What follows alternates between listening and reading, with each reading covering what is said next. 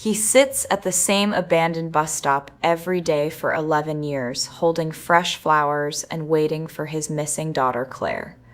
If want to know what happened with Claire, keep watching the story of belief and subscribe our channel to get more stories like this. The first person who noticed him was the mailman, not because the old man spoke, not because he caused trouble, but because every morning at exactly 7:10, no matter the weather, he sat on the rusted blue bench beside the abandoned Route 6 bus stop, holding fresh flowers in his lap. Always flowers. Sometimes white lilies, sometimes roses, sometimes tiny wild flowers tied together with string.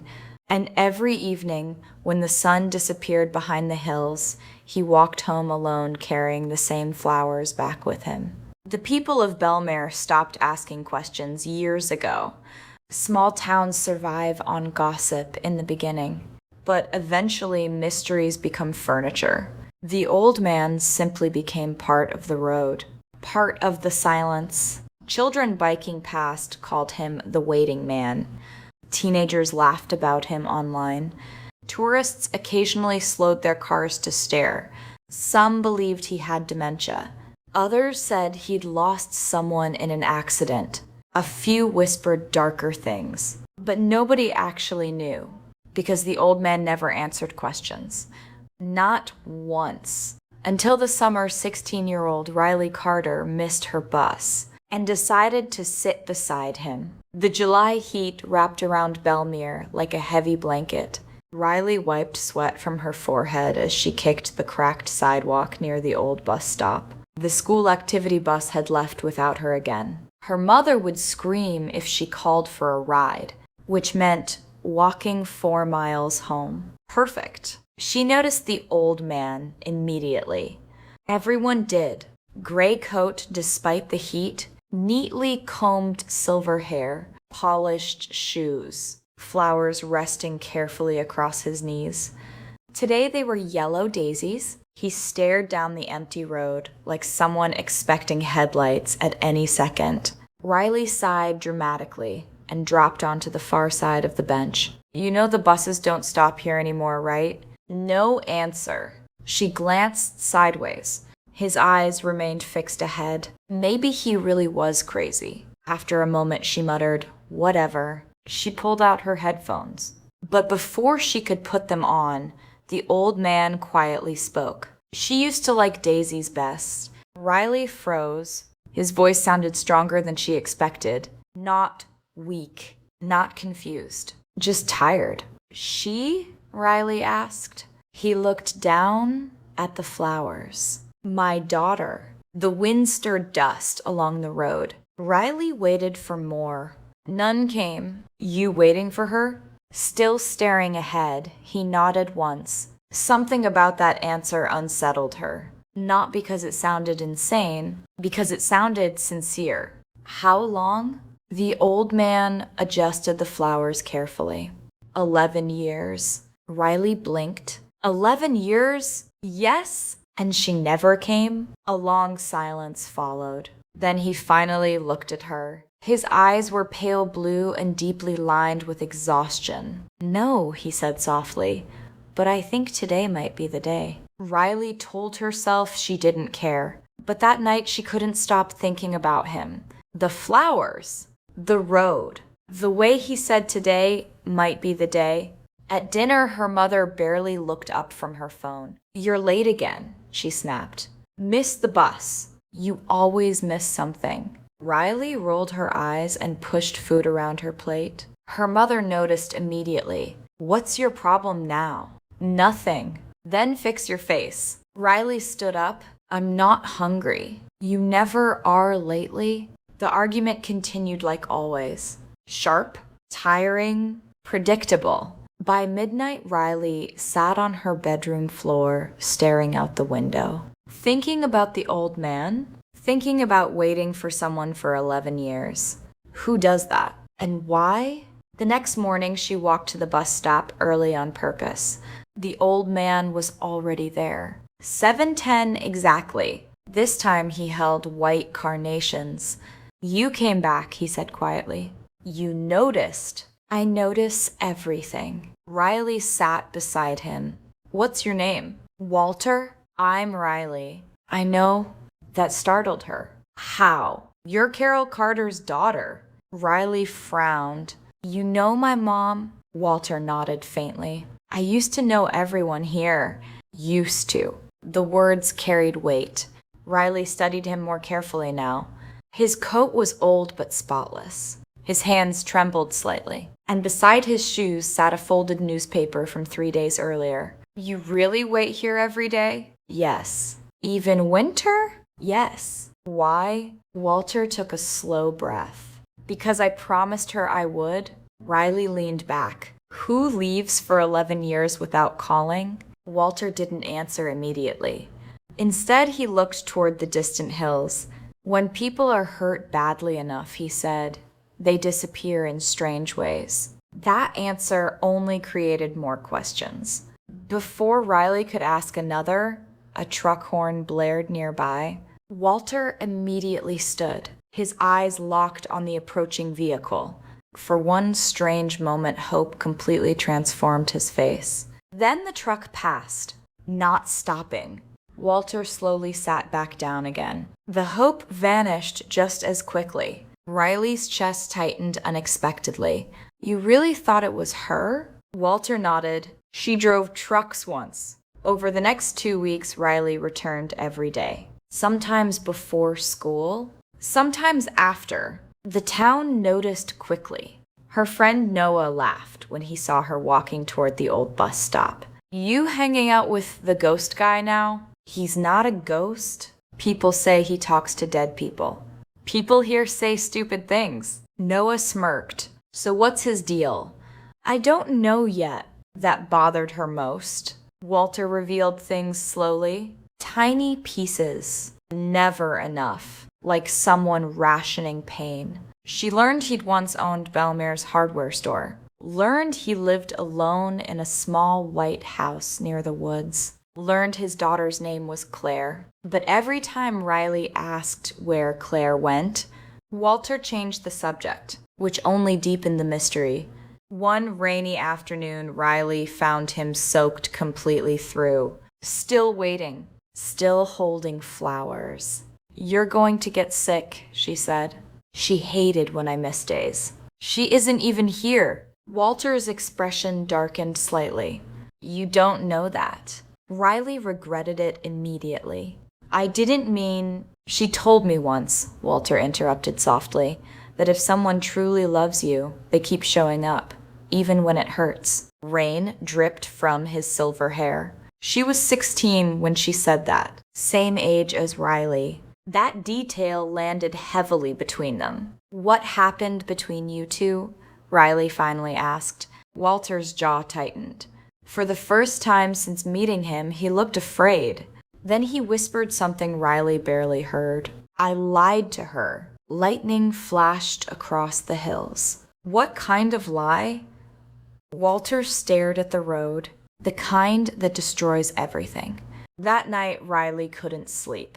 The mystery consumed her now. 11 years, a daughter gone, a lie terrible enough to ruin a family. The next day, she skipped school entirely. Instead, she went to the Belmere Library. The librarian, Mrs. Green, raised an eyebrow when Riley asked about Walter. Haven't heard that name in years. You know him? Everyone used to? Mrs. Green lowered her voice. Walter Hayes was one of the kindest men in town once. Once? The librarian hesitated. Then she disappeared into a back room. When she returned, she carried an old newspaper folder. Riley opened it carefully. Her stomach dropped. Local teen missing after bus crash. Below the headline was a photograph. Walter, younger, standing beside a teenage girl with bright eyes and dark hair. Claire. Riley scanned the article rapidly. 10 years earlier, a school bus had crashed during a winter storm outside Belmere. 3 students died, several injured. Claire Hayes disappeared afterward. If you like this story, take a moment and press like button. Also comment from where you are watching us. I love to know. Search teams never found her. Riley looked up sharply. Wait, she vanished after the crash? Mrs. Green nodded sadly. Town assumed trauma broke her. But Walter said 11 years. The crash was 10 years ago. Mrs. Green's expression shifted strangely. That's because Claire disappeared once before. Riley felt cold suddenly. What do you mean? The librarian leaned closer. She ran away the year before the accident. Riley sprinted to the bus stop that afternoon. Walter sat, waiting with pink roses. You lied to me. Walter looked unsurprised. You went to the library. You said she left 11 years ago. But the crash happened 10 years ago. Walter closed his eyes briefly. She came back once. Riley sat hard beside him. What happened? For a long moment, he said nothing. Then slowly, finally, the story began. Claire Hayes hated Belmare. Not because the town was cruel, because it was small enough to trap dreams. At 17, Claire wanted cities, music, adventure, motion. Walter wanted safety, routine, stillness. After Claire's mother died, their relationship cracked slowly under grief neither knew how to carry. Then one night, Claire announced she'd been accepted into an art school in Chicago. Walter panicked. He'd already lost his wife. The thought of losing Claire too terrified him. So he lied, a small lie at first. He told Claire they couldn't afford it. But Claire discovered scholarship papers hidden in his desk. The betrayal shattered her trust instantly. During the fight that followed, Walter said something unforgivable. If your mother were alive, he'd shouted, she'd tell you to stop chasing stupid fantasies. Silence filled the bus stop as Walter spoke. Riley barely breathed. What did Claire do? Walter's eyes glistened. She left that night. Claire disappeared for almost a year. No calls, no letters, nothing. Walter searched everywhere. Then one snowy December morning, she returned unexpectedly, standing right here at the same bus stop, carrying sunflowers. Walter's voice trembled now. She looked older, harder, but alive. What happened? She said Chicago wasn't what she imagined. Walter smiled sadly. She asked if I still made pancakes on Sundays. Riley smiled despite herself. And I cried like an idiot. For a brief moment, warmth softened Walter's face. Then it disappeared again. We had 3 good months, 3 months, before the crash, before Claire vanished again. What happened that day? Riley whispered. Walter stared at the empty road. The storm came fast. School dismissed early. Claire took the bus home. His hands tightened around the flowers, but the driver lost control near Miller's Bridge. Riley remembered the article, bodies recovered, Claire missing. What did police think happened? Walter swallowed hard. They thought she wandered away injured. But you don't? Walter looked at her carefully. No. Then what do you think? For the first time since meeting him, Walter looked truly frightened. I think someone took her. The wind seemed colder suddenly. Riley stared. What? Walter leaned closer. The police ignored things. What things? There were footprints. Footprints? Walter nodded. One set leading away from the crash. Riley frowned. That could have been Claire's. There was another set beside them. A chill ran through her. Why didn't police investigate? They tried briefly, but snow covered everything by morning. Walter's voice hardened. They called me grieving. Delusional. You still think someone abducted her after all these years? Walter looked down the road again. I know it. How? Walter reached slowly into his coat pocket and removed a photograph. Old, bent, faded. Riley took it carefully. The picture showed Claire standing beside a dark pickup truck. A man sat inside, smiling at the camera. his face partially hidden. Who is that? Walter's jaw tightened. I don't know. Then why does it matter? Because Claire never showed me that photograph. Riley looked confused. Walter pointed toward the corner. Tiny numbers. A date? The photograph had been developed 2 weeks after the crash. Riley's blood went cold. How is that possible? Walter's voice barely rose above a whisper. Exactly. For the next few days, Riley became obsessed. She searched online archives, read old reports, asked questions around town. Most people dismissed Walter completely, but not all. An elderly mechanic named Frank lowered his voice when Riley mentioned Claire.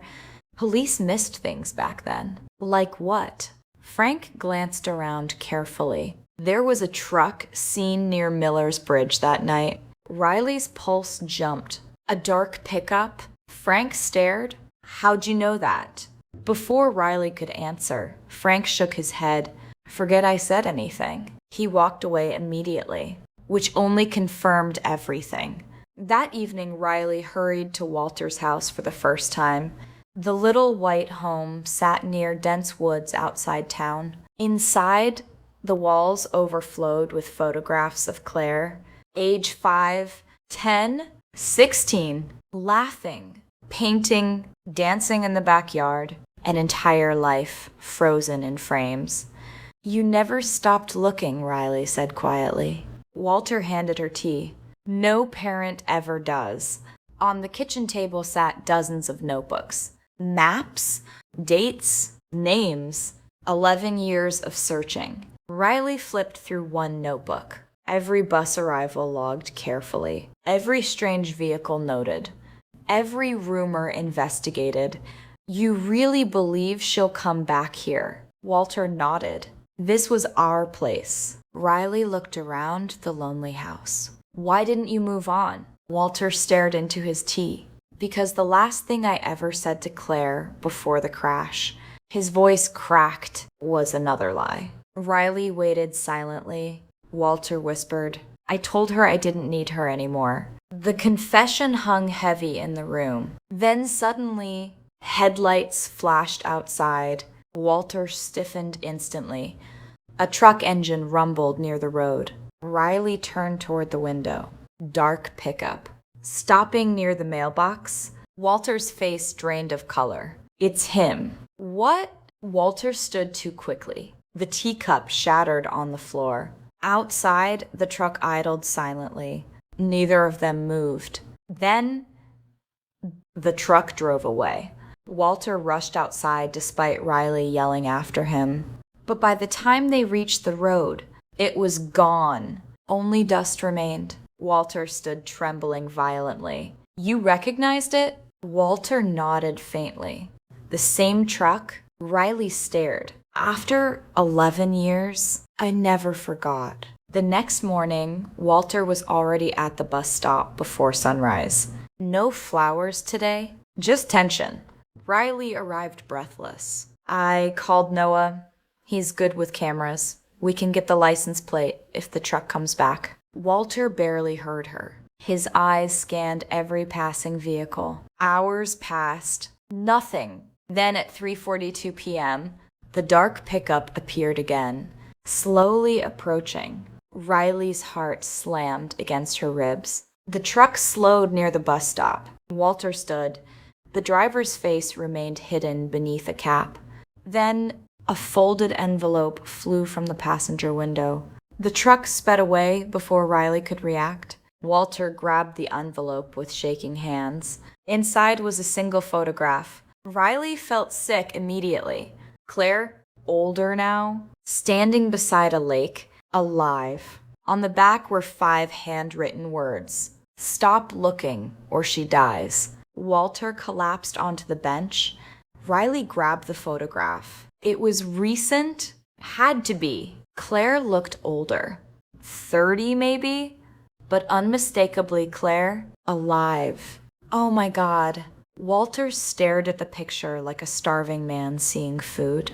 She's alive. But Riley focused on something else. The handwriting. uneven, forced, almost trembling. Walter, he looked at her. I don't think the note was written by the driver. Walter blinked. What? Riley pointed carefully. These letters shake differently halfway through. Walter stared harder. Then his face changed. Recognition. That's Claire's handwriting. Everything changed after that. Police finally reopened the case, reluctantly, mostly because Riley posted the photograph online and the story exploded beyond Belmere. Reporters arrived. News vans surrounded the bus stop. The entire town suddenly cared again. But Walter hated the attention. "They're too late," he muttered constantly. Detectives questioned him for hours.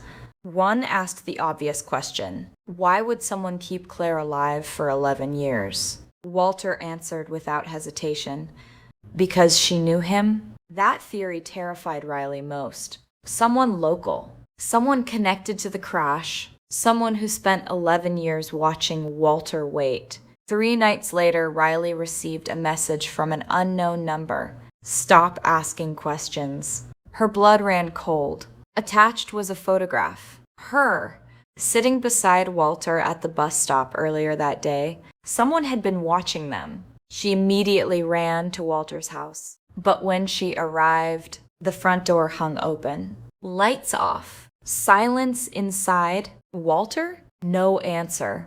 Her breathing quickened. Then she noticed muddy footprints across the kitchen floor, leading downstairs. Riley grabbed a fireplace poker and descended carefully into the basement. At first, she saw nothing. Then, Walter, tied to a chair, unconscious, blood running down his forehead. Riley screamed. Walter slowly opened his eyes. "Claire, it's me, Riley." Walter blinked rapidly, then whispered something horrifying. "He knows you're helping." Police searched the woods all night. No sign of the attacker, but they found something else. An abandoned hunting cabin 15 miles outside Belmere. Inside were dozens of photographs, mostly Claire. Some recent, some old, and one wall covered entirely with newspaper clippings about the bus crash. Riley stared at the evidence photos later in shock. One detail stood out immediately. A symbol carved repeatedly into the cabin walls. A small crescent moon. Walter saw it too, and suddenly went pale. "I've seen that before." "Where?" Walter's voice trembled. "On Claire's sketchbooks." Claire had dated someone secretly before the crash. A local boy named Eli Mercer. Walter never approved. "He was older," Walter explained. "Dangerous?" "I thought so." Police tracked Eli immediately, but discovered something strange. Eli Mercer officially died 9 years earlier in a boating accident. No body recovered. Riley felt the pieces shifting now. Walter, what if he never died? Walter didn't answer, because deep down, he already believed it. The breakthrough came unexpectedly. Noah enhanced the lake photograph digitally. In the background stood a gas station sign. Partial numbers visible. Riley recognized it instantly. An abandoned highway outside Belmere County. Walter drove there before police could stop him. Riley followed. Rain hammered the windshield as they reached the isolated road. Then, Walter slammed the brakes. A small house stood hidden among trees, and in the upstairs window, a woman watched them. Dark hair, pale face, frozen in shock. Claire, alive. Walter stumbled from the truck before it fully stopped. "Claire!" The woman vanished from the window instantly. Lights inside flickered wildly. Then a man appeared at the front door holding a shotgun. Older now, rough. Eli Mercer. Walter froze. Rain poured between them. Eli shouted something impossible to hear. Then Claire emerged behind him screaming, not in fear, in rage. She shoved Eli hard. The shotgun fired into the dirt. Police sirens exploded through the trees seconds later. Chaos erupted. Eli ran toward the woods. Officers chased him into darkness. Walter stood shaking as Claire slowly approached him through the rain. 11 years, and neither knew what to say. Finally, Claire whispered, "You still came every day." Walter broke completely. "Yes." Claire began crying too. "You idiot." Walter laughed through tears. "I know." Then Claire hugged him so tightly it looked like she was trying to reclaim lost years with her bare hands. Later, everyone wanted answers. The truth stunned Bellemare completely. After the crash, injured and disoriented, Claire had wandered from the wreckage. Eli found her first. At first, he helped her hide temporarily because she feared returning home after fighting with Walter again. But Eli became controlling, obsessive, paranoid. Over time, Claire became trapped emotionally and physically. Whenever she tried leaving, Eli convinced her Walter no longer cared, that Bellemare blamed her for the deaths, that nobody wanted her back. Then years passed, and shame became prison bars. "But why the photograph now?" Riley asked later. Claire looked down. "Because I saw him waiting." Walter stared. Claire nodded tearfully. For years, she'd secretly driven past the bus stop sometimes, watching from a distance, too afraid to approach. Then, recently, she finally mailed the photograph, hoping Walter would stop waiting and move on. Instead, he searched harder. Claire smiled weakly through tears. "You never gave up." Walter squeezed her hand carefully. "I couldn't." Months later, the old Route 6 bus stop remained standing.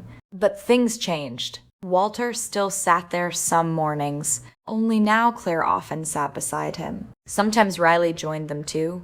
The town stopped calling him the waiting man, because now everyone knew the truth. He wasn't waiting because he was broken. He was waiting because love, real love, refuses to abandon hope completely.